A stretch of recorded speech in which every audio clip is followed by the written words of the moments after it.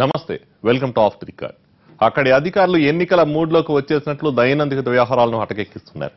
ఎన్నికల్లో పవర్లోకి వచ్చేదెవరో వారే లెక్కలు వేసుకుంటూ ఇష్టానుసారం వ్యవహరిస్తున్నారన్న ఆరోపణలు వెల్లువెత్తుతున్నాయి. తమకు నచ్చిన వారికి పనులు చేస్తూ మిగిలిన వారికి చుక్కలు చూపిస్తున్నారట. ఎవరి ఈ సమాచారం అడిగినా ఇవ్వకుండా దానికి సంబంధించి ప్రత్యర్థుల లీకులు ఇస్తూ రాజకీయాలు చేస్తున్నారన్న విమర్శలు వినిపిస్తున్నాయి. అసలు ఇంతకీ పరిస్థితి ఎక్కడో ఇవాల్టి ఆఫ్ ది రికార్డులో చూడండి.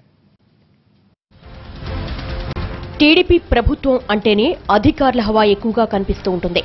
అన్ని కార్యక్రమాలకు సంబంధించి సీఎం చంద్రబాబు కూడా వారికే ప్రాధాన్యత ఇస్తూ ఉంటారు అన్న టాక్ ఉంది. ఆ ఎఫెక్ట్ ముఖ్యమంత్రి సొంత జిల్లా చిత్తూరులో మరింత ఎక్కువగా కనిపిస్తుందని అధికార పక్ష నేతలే అంటూ ఉంటారు. దాన్ని యంత్రాంగం దుర్వినియోగం చేసుకుంటుందన్న అభిప్రాయం వ్యక్తమవుతోంది. గతంలో ఇక్కడ పనిచేసిన ఒక జిల్లా ఉన్నతాధికారి టీడీపీ కేడర్కు చుక్కలు చూపించారన్న విమర్శలున్నాయి. జిల్లా పరిషత్ చైర్మన్ తో పాటు పడమటి మండలాలకు చెందిన ఓ ఎమ్మెల్యేను సైతం ఆయన అవమానపరిచారన్న ఆరోపణలున్నాయి. ఇదే సమయంలో ఆయన వైసీపీకి చెందిన ఎమ్మెల్యేతో సఖ్యతగా ఉంటూ వారు అడిగిన పనులు ఉదారంగా చేసి పెట్టారనే ప్రచారమూ ఉంది. దీనికి తోడు ఆయన టీడీపీ సానుభూతి పరులుగా ఉన్న అధికారులందరినీ బదిలీ చేయించి తనకు కావలసిన అధికారులకు పోస్టింగులు ఇచ్చారంట. ఆయన వైఖరిపై టీడీపీ నాయకులు కేడర్ చివరకు పోరాటం చేసినా ఆయన పదవీకాలం ముగిసే వరకు జిల్లాలోనే కొనసాగారు. ఒకానొక దశలో అధికార పక్ష ఎమ్మెల్సీ ఒకరు జిల్లాలో అభివృద్ధి పనులకు సంబంధించి జరుగుతున్న జాప్యంపై శాసనమండలి సాక్షిగా గోడు వెళ్లబోసుకున్నారంటే అధికారుల పెత్తనం ఎలా ఉందో అర్థం చేసుకోవచ్చు.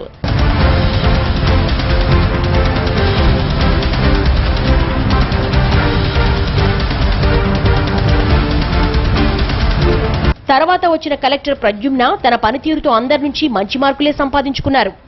అయితే ఆయన ఎంత కరెక్ట్ గా ఉన్నా కింది స్థాయిలో గత ఉన్నతాధికారి నియమించిన అధికారులే కొనసాగుతూ ఉండడంతో కలెక్టర్ ఓకే అన్నా పనులు మాత్రం జరగడం లేదు అన్న విమర్శలున్నాయి. దానికి తోడు ఏ జిల్లాలో లేని విధంగా ఇక్కడ ఆర్డీఓ పోస్టులను సబ్ కలెక్టర్ స్థాయికి పెంచి ఐఏఎస్లను నియమించడంతో వారు ప్రజలకు దూరంగా ఉంటున్నారనే విమర్శలున్నాయి. ఎన్నికలున్నాయని జిల్లా మంత్రితో పాటు నాయకులు అభ్యర్థించినప్పుడు ఆర్డీఓలను నియమించింది సర్కార్. అయితే అది 3 నాళ్ల ముచ్చటే అయింది. ఆర్డీఓలను 3 నెలల్లోనే బదిలీ చేసి ఐఏఎస్లు నియమించడంతో తిరిగి తమ సమస్యలు వినేవారే లేకుండా పోయారని జనం గగ్గోలు పెడుతున్నారు.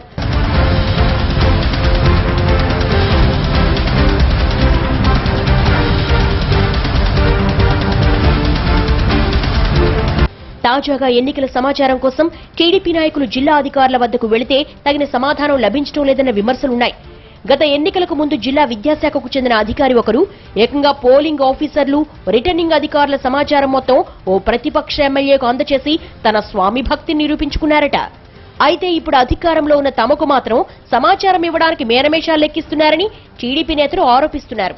అదేవిధంగా చంద్రగిరి నియోజకవర్గంలో డ్వాక్రా గ్రూపులకు సంబంధించిన సమాచారం మొత్తాన్ని ఓ ఉన్నతాధికారి సంబంధిత ప్రజాప్రతినిధికి ఇవ్వడంతో ఆయన ప్రతి గ్రూపు లీడర్ కి నెలకు 2,000 చొప్పున బ్యాంక్ ఖాతాలు వేయడం మొదలుపెట్టారు.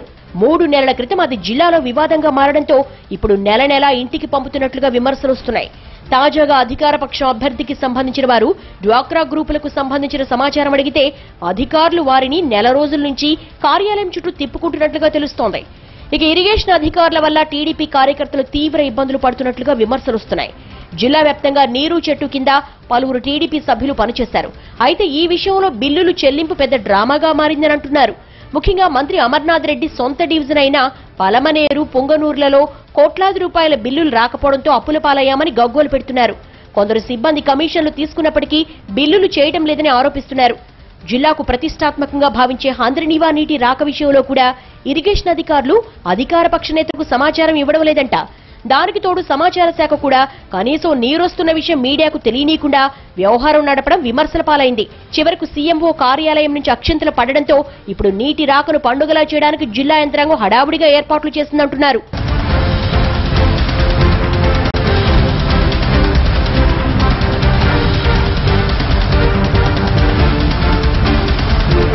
గతంలో అనంతపురం జిల్లాలో హంద్రినీవా నీరు ప్రవేశించినప్పుడు అప్పటి రెవెన్యూ మంత్రి రఘువీరారెడ్డి నాయకత్వంలో వారం రోజుల పాటు జిల్లా వ్యాప్తంగా పండుగలా నిర్వహించారు. తర్వాత రాప్తాడు, ధర్మవరం, బుక్కపట్టణం చెరువులను హంద్రి నీటితో నింపినప్పుడు ఇలాగే ఇరిగేషన్ అధికారులు సంబరాలు నిర్వహించారు. అయితే ఇక్కడ మాత్రం అర్ధరాత్రి హడావిడిగా తతంగం నడిపించారన్న విమర్శలున్నాయి. రెవెన్యూ శాఖలో కూడా ఇదే వ్యవహారం నడుస్తోంది. నకిలీ ఓట్లున్నాయని టీడీపీ నాయకులు ఆధారాలతో సహా ఫిర్యాదులు చేస్తే వాటి సమాచారం మొత్తం ప్రత్యర్థులకు అందజేస్తున్నట్లుగా తెలుస్తోంది. ఓ రెవెన్యూ అధికారి అయితే ఏ టీడీపీ నాయకుడు ఫోన్ చేసినా వాయిస్ రికార్డు చేయమని కింది స్థాయి సిబ్బందికి ఆదేశాలు జారీ చేశారంటే పరిస్థితి ఎంత తీవ్రంగా ఉందో అర్థం చేసుకోవచ్చు. తమ అధినేత పార్టీ శ్రేణుల కంటే అధికార గణానికి ఎక్కువ ప్రాధాన్యత ఇస్తూ ఉండడం వల్లే ఈ పరిస్థితి తలెత్తిందని తెలుగు తమ్ముళ్లు వాపోతున్నారు.